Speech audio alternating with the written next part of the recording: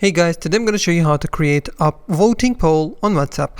First of all, open the chat or the group that you want to, in which you want to create a voting poll, and then you have to select that clipboard icon on the text box. From here, you have to select poll. Click on it. Now you can add any question. I will type the question. Have you subscribed? What? Autocorrect. Now from here, you can add options.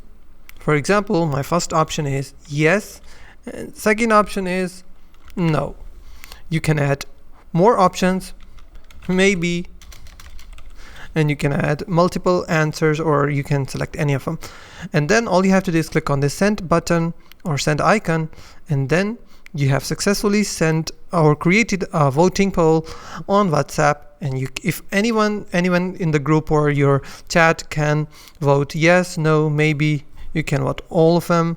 You can unvote, you can do any of them.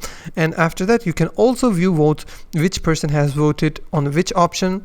So that's basically how you can create a voting poll on WhatsApp. If you find this video helpful, please hit the like button and don't forget to subscribe.